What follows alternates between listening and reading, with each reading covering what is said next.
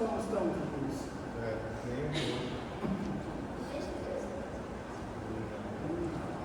Mas olha, nós gostamos muito dele. Muito. Eu me chamo Pedro. Eu me chamo Paulo.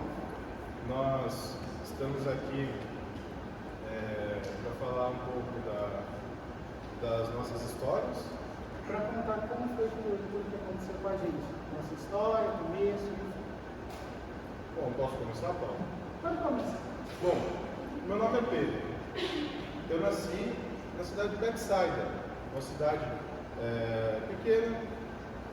E quando eu cresci, como de costume, eu me tornei pescador, assim como meu pai. Bom, quando eu me casei, eu mudei para Cafarnaum. Foi lá em Cafarnaum que eu conheci Tiago e João. Foi lá também onde eu conheci Jesus. Bom, quando ele veio até mim. Então, um dia eu estava lá no meu barco pescando, não pescava peixe algum, não tinha nada, a gente jogava a rede, puxava a rede e não vinha nada. E era esse o nosso sustento. Quando em cima do barco vinha um homem caminhando pela margem da praia, ele chegou até eu e meu irmão André, e ele disse: "Vinde após mim, e eu tornarei vocês pescadores de homens." Bom, naquele momento a gente não entendia muito bem o que ele estava falando. Pescador de homem, a gente está acostumado a pescar peixe, né? Não faz muito sentido isso. Mas foi naquele momento em que eu me tornei um discípulo, um apóstolo de Jesus. Bom, foi muito bom andar com o mestre todo aquele tempo. Eu não estava nem um pouco preparado, porque eu não estava preparado, eu nem sabia tudo que ia acontecer com a gente, tudo que passaríamos depois. Mas Deus, Ele não escolhe os capacitados, Ele capacita os escolhidos, certo? Então, por mais que eu não me achasse digno de estar ali com Jesus, de ser um apóstolo dele, Ele prometeu que me faria um pescador de homem. Naquele momento mesmo, sem entender, eu pulei do barco, eu e meu irmão, pulamos do barco e seguimos Jesus, porque sabíamos que Ele era o Filho de Deus. João Batista já vinha anunciando. Bom, como eu disse, eu não estava preparado, e foi durante essa caminhada com Jesus que Ele me preparou para ser o primeiro Papa. Eu nem sabia que eu seria Papa, naquela época nem existia essa nomenclatura. Bom, e como que Jesus me preparou? Ele via os meus defeitos e aproveitava isso. Muitos dizem que eu era muito esquentadinho, que eu fazia as coisas por impulso e que eu não pensava muito bem antes de agir. E essa foi a característica que Jesus se utilizou para me formar um apóstolo. No dia da última e Santa Ceia, passamos 3 anos com Jesus, vendo Ele realizar milagres, Ele contar coisas belíssimas. Só que, mesmo vendo todos os milagres, a carne, ela não me trouxe medo no dia que Jesus foi preso. Bom, vou começar desde a ceia. Na última ceia com Jesus, Ele foi nos instruir como seria feita a Eucaristia. A Eucaristia é essa que vocês veem todos os dias aqui. Todos os dias, todas as missas, participamos do banquete do Senhor, da mesma forma que eu participei com Jesus no ano 33. E lá, Ele nos ensinou, e não foi só o que estava na Bíblia. Com certeza, o que está na Bíblia eram as coisas mais importantes que precisávamos saber. Mas Ele nos deu muitas outras instruções. Bom, foi uma ceia. A gente ficava por horas lá, ceiando e conversando. Tínhamos cantos, a tradição judaica tinha muitas características. E bom, no dia da ceia, Jesus falou que tinha chegado a hora. Tinha chegado a hora do quê? Ele ser morto. Ele já havia anunciado a sua paixão, dizendo que ele morreria por nós. E quando ele disse isso, um dia eu falei para ele: que isso, Senhor, vamos fugir, vamos sair daqui. Lembra que eu era muito impulsivo, me chamavam de impulsivo? A hora que Jesus falou que matariam ele, eu falei: vamos correr daqui. E Jesus me repreendeu. E essa repreensão, todas as repreensões que Jesus me fez, foram me formando. Quando eu disse isso, Jesus de pronto respondeu: afasta de mim, Satanás. E por que ele me disse isso? Porque eu era o próprio Satanás? Não. Claro que não. Mas as minhas decisões eram assim como a do diabo. Eram decisões que iam contra a vontade de Deus. Então, na última ceia, Jesus dizendo que tinha chegado a hora, eu falei para ele que eu seguiria aonde quer que ele fosse. E ele me respondeu mais uma vez. Ele me respondeu, ele me corrigiu e me formou, dizendo que antes que o galo cantasse, eu o negaria 3 vezes. Naquele momento, eu nem sabia o que eu ia fazer. Eu estava com tanta coragem que eu iria aonde Jesus fosse. Porém, quando Jesus foi preso, eu fui atrás dele e as pessoas começaram a falar: ei, você não é aquele que vive com o Nazareno? Que vive com Jesus? E foi assim então que eu neguei 3 vezes. 3 vezes as pessoas me perguntando se eu era um apóstolo de Jesus, e eu neguei. Eu falei que não, nem conheço esse homem. Porém, na 3ª vez, assim que o galo cantou, eu então percebi o que eu tinha acabado de fazer. Jesus tinha falado que eu negaria, e eu não acreditei nisso, e eu tinha acabado de negar ele, assim como ele disse. Bom, essa não foi a única forma que Jesus me formou também. No dia em que ele multiplicou os peixes e os pães, ao final da sua pregação, ele pediu para que subíssemos na barca e atravessássemos a margem, fôssemos para o outro lado. Ele viria depois, ele ia se despedir das pessoas. Naquele momento subimos então, porque ele não pediu, na verdade, ele nos ordenou. Ele falou que era para irmos, então foi o que fizemos. Subimos na barca e no meio ali da água começou uma tempestade muito forte, com grandes ondas, com vento, e isso deixou todo mundo assustado. Nós achamos que íamos morrer. Foi quando a gente viu no horizonte uma pessoa caminhando, e todo mundo começou a achar que era um fantasma, começou a ficar desesperado. Vamos morrer, não tem jeito, agora até um fantasma veio atrás da gente. Jesus falou: não, sou eu.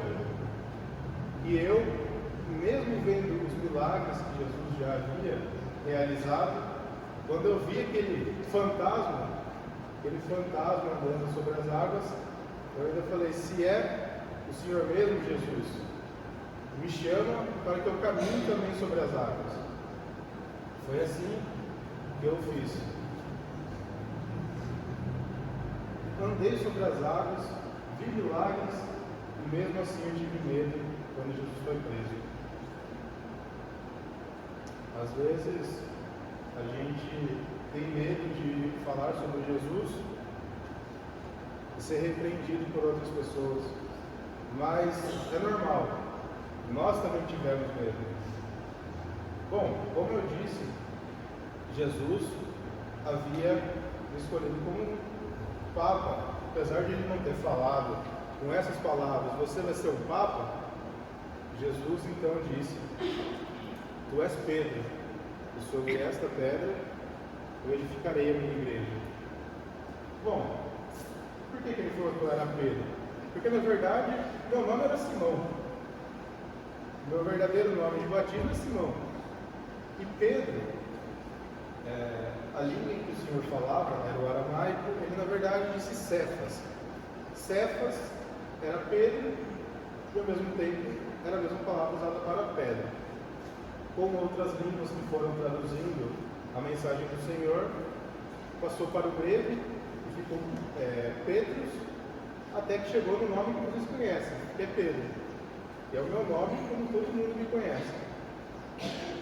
Além disso, além de ele dizer que eu edificaria a igreja dele, e o que ele quis dizer com isso? Eu também não entendi na hora. Eu ainda não sabia por tudo que eu passaria. E eu edificaria a igreja porque ele me deu naquele momento a autoridade para comandar os outros apóstolos. Ele também me disse que entregaria minhas chaves do céu e da terra, e que tudo que eu ligasse na terra seria ligado no céu, e tudo que eu desligasse na terra seria desligado no céu. O que ele quis dizer com isso? Como sei, no primeiro momento eu não entendi muito bem, mas Jesus, com certeza, não deixou de me explicar. Ele quis dizer o quê? Com a pedra que edificaria a igreja, com as chaves. Que eu poderia,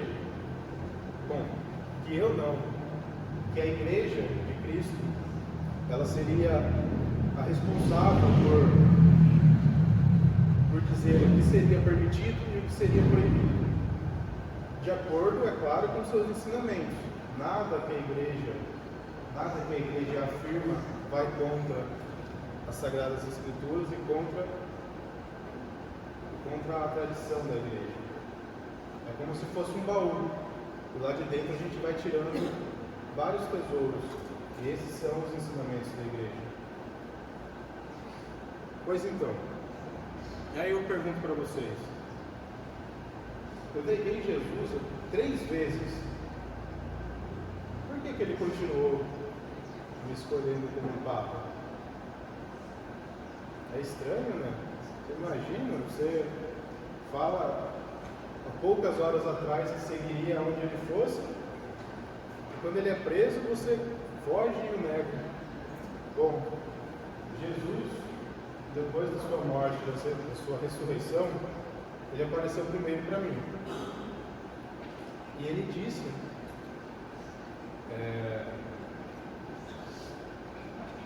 e no dia que ele apareceu,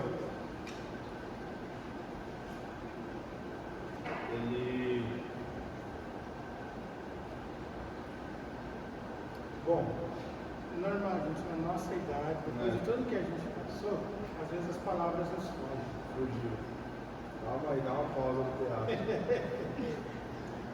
Vamos deixar Pedro descansar. Bom, eu acho que eu estou um pouco velho, Vamos deixar Pedro descansar. Vou deixar o Paulo falar um pouco. Eu sou o São Paulo.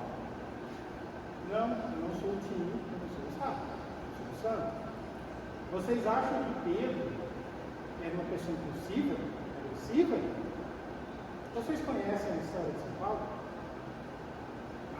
Se Pedro foi difícil, São Paulo foi mais difícil. Paulo não se chamava Paulo, se chamava Saulo. Só mudou de nome para Paulo após a sua conversão. Vocês sabem o que ele quis fazer antes de converter? Eu era mau. Eu era muito mau. Mas nosso mestre, em toda a sua sabedoria, sempre escolheu as pessoas para estar na hora dele, sem olhar, sem nenhum tipo de olhar maldoso. Pois se Pedro era difícil, possível, imagina Saulo, que era perseguidor de cristãos. E para piorar, não era perseguir só não, era perseguir e eliminar. Era um perseguidor feroz. E pior, gostava desse serviço, fazia com veemência, com força. Tadinho dos cristãos, Tanto que estou sempre com uma espada na mão, pois eu sou um guerreiro, eu sou um soldado. Mas durante as minhas andanças, obedecendo as minhas ordens, eu entrei em Damasco, e isso mudou tudo. Em Damasco, tive uma visão de Jesus, em me encontrar. Brilhou de forma incandescente, e acabou me deixando cego. Não consegui chegar na frente. 3 dias depois, um outro cristão, recém-convertido, chamado Ananias, me encontrou, por ordem do nosso mestre. Ele colocou as mãos sobre mim e curou minha cegueira. Isso me mudou. Foi minha conversão. Naquele momento, eu deixei de perseguir Cristo para poder me tornar um apóstolo. Mudei completamente de lado. Eu era violento, agressivo, muito mais do que Pedro. Naquele momento, mudou meu coração. Até meu nome mudou. De Saulo para Paulo. Por muita gente conhecido como Paulo de Tarso. Por que de Tarso? Sabe onde fica Tarso? Fica logo ali, onde hoje é a Turquia. Longinho, né? Naquela época a gente andava bastante. Depois disso, eu comecei meu apostolado. Mas para todos, eu falava que eu era o menor dos apóstolos. E muitas vezes eu falei, eu não sou digno de fazer isso. Puxa, eu percebia com os irmãos, eu era implacável, eu era mau. Jesus tocou meu coração. Virei apóstolo, passei o resto da minha vida falando a palavra dele, agindo para Deus, trabalhando para Deus. Não me arrependo nem de Deus. Mas naquela época eu não era o único perseguidor, havia outros. Lembra que eu falei que eu era mau? Mas todo mundo naquela época que estava comigo, perseguia, era bem mal, bem mal. E como eu me tornei um apóstolo, eu também fui perseguido. Vocês acham que depois disso eu vou ser fácil? Não foi. Mas acham que valeu a pena? Valeu totalmente. Se precisasse fazer de novo. Porém, naquela época, era um pouquinho mais complicado para a gente. Por mais que nós tivemos toda essa sabedoria, tivemos a honra de espalhar a palavra do nosso Senhor e Mestre, somos humanos também. Uma hora, a nossa carne respira. Uma hora nós encontramos nosso filho. Mas eu não fui crucificado como foi Jesus. Eu tive um fim muito mais tranquilo, muito mais calmo. Vocês sabem o que aconteceu? Sabe? Com um golpe de espada, eu fui decapitado. Violento, né? Jesus o escolheu como Papa.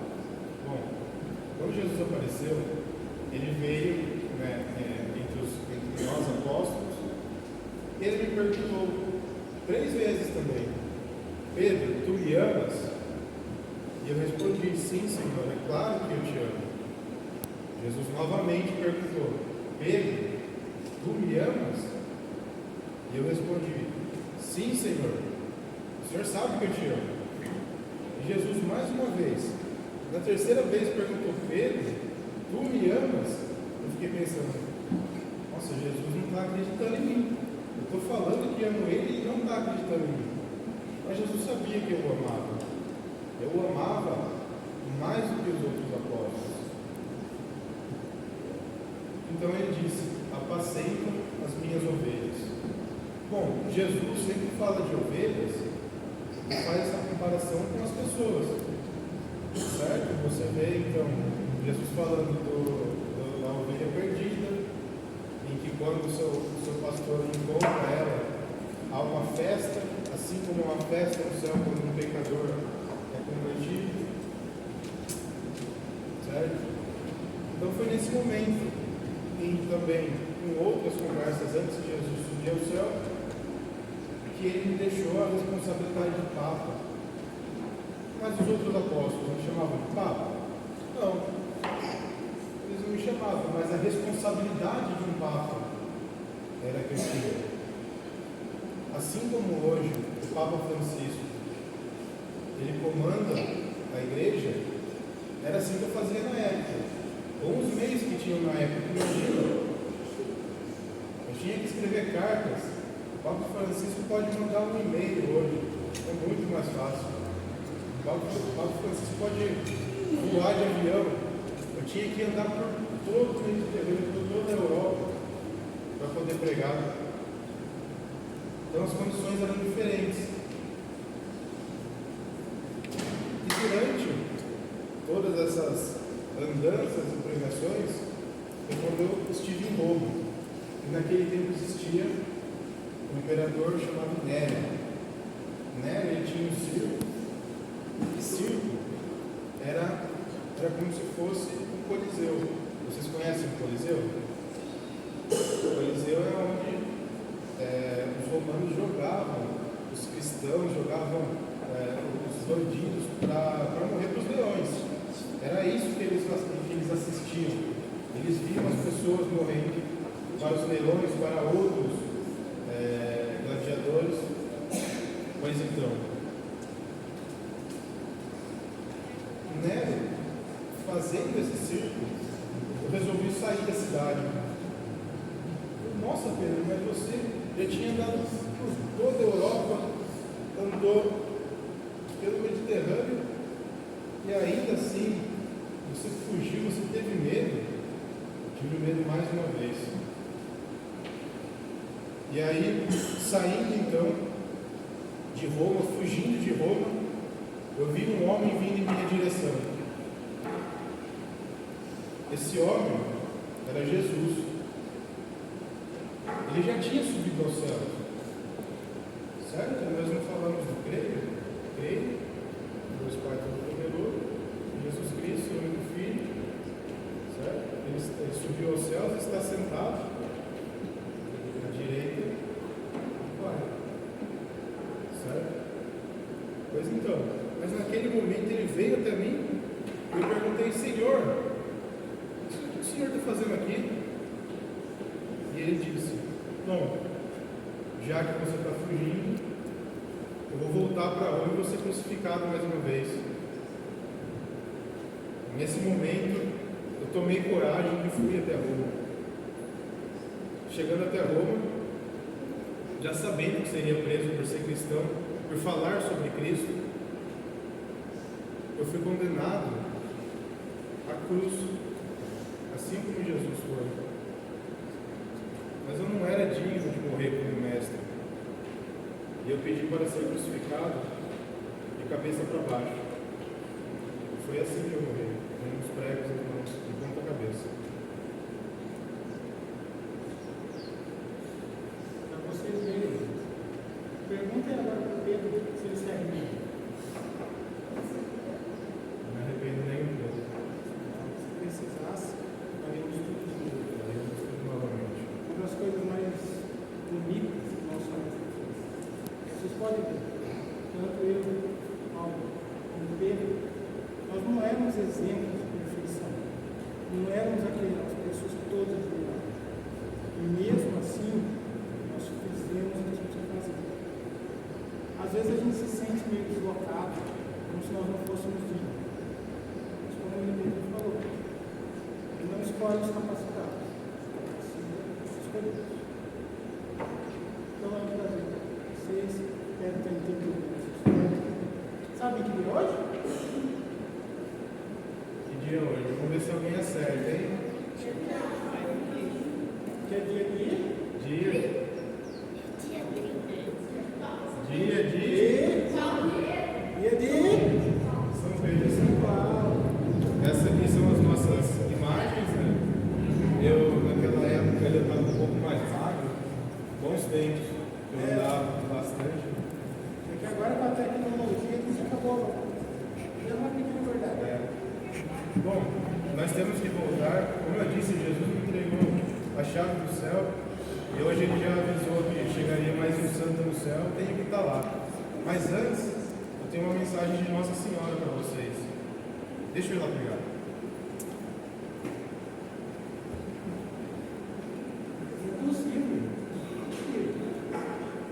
Ou seja, mesmo você, que às vezes também é um pouco impulsivo, estressado, Jesus também quer você ao lado dele, certo? Vamos ouvir então com carinho a mensagem dele e falar para ele. Bom, a mensagem de Nossa Senhora é bem forte. Estejam preparados. Rezem o terço. Então agora, eu e o Paulo vamos voltar lá para o céu. Eu espero ver todos vocês. Ainda não está na hora. Eu parei de fazer isso. Depois que eu me converti, eu parei. Se tivesse pedido antes da minha conversão, a gente conversava. Mas espero ver todos vocês no céu. Nós esperamos. Maria quer ver vocês no céu.